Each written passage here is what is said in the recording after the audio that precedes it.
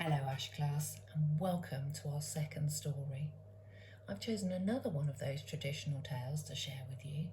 This time it's the magic porridge pot. This story was first recorded by the Brothers Grimm. Do you remember? They were the people that wrote the story, The Elves and the Shoemaker, that we heard yesterday. This version has been retold by Alan MacDonald. That's the same author that retold The Gingerbread Man that I've just read. The Magic Porridge Pot. Once a girl called Rose lived with her mother in a tiny cottage. They were so poor that there was hardly a bean in their house to eat. One day, poor Rose felt so hungry that she ran into the woods and wept.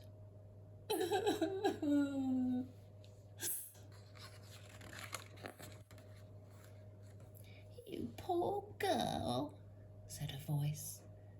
"What's the matter?"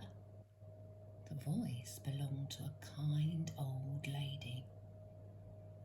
"Oh, she's as thin as a pin." When she heard how hungry Rose was, the old lady gave her a present. She gave her a magic cooking pot.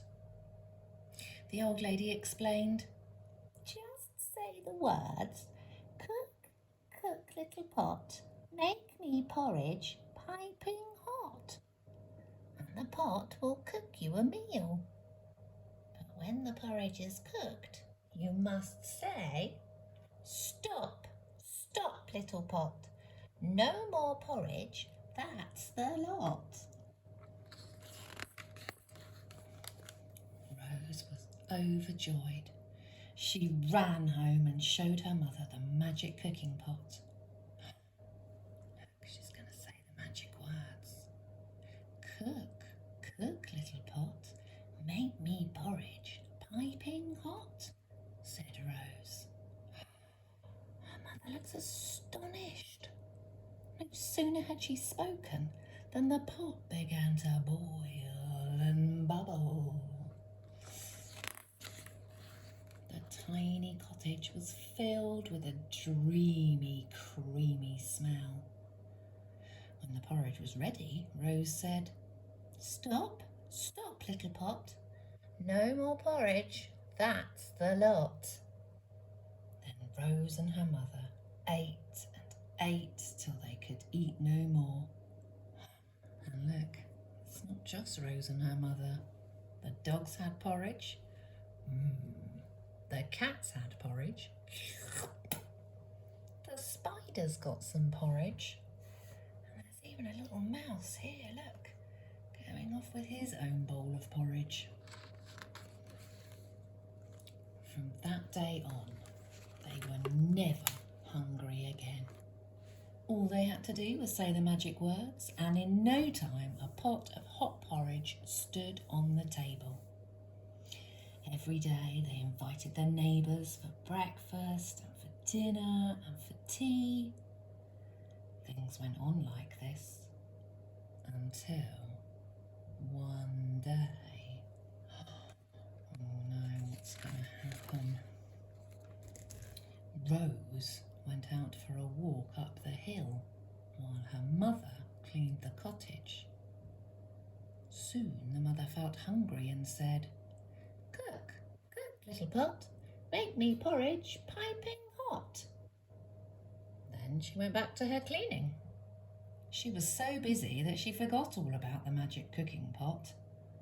The porridge boiled and bubbled, it rose and rose, till at last, eek! Woof! What's going to happen? It overflowed. Oh no! The porridge spilled out onto the table, and then it spilled out onto the floor. The porridge oozed around her feet and ran out of the kitchen door. "Stop! cried the mother. But try as she might, she couldn't remember the magic words. The pot went on cooking and cooking. Can you remember the magic words to make the porridge pot stop cooking? She's trying some more up here. She says, "Stop! Halt! This is potty!" Down in the town, the people couldn't believe their eyes. The porridge swam down the pavements, and then it ran into the square, and then it rose up to everybody's knees and carried off, whoop, the Lord Mayor.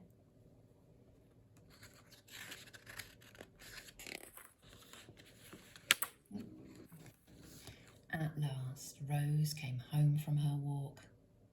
At the gate, she stopped and stared. A sea of porridge was coming towards her. "Help! Rose!" cried her mother. "Please make it stop." Rose took one look and shouted, "Join in with me. Stop! Stop, little pot. No more porridge. That's the lot." And do you know what happened? The magic porridge pot stopped cooking. "Oh, thank goodness," said her mother, wiping porridge from her eyes. Down in the streets, the people cheered. Yay! Rose had saved the town from sinking in porridge. But there was still one small problem. What problem have they got? What could they do with all that porridge? Take a look at these clever people. They have used porridge for all sorts of things. Porridge for plants, porridge for porky pigs. They've made porridge paint. Do you think this would be fun? There's a porridge pool. Imagine diving into a swimming pool full of porridge. Got a porridge sculpture, porridge puddings, pastries and pies. Can you think of another use for all that porridge? And that's the end. I hope you enjoyed our second story today, The Magic Porridge Pot. Take care, guys. See you soon. Bye.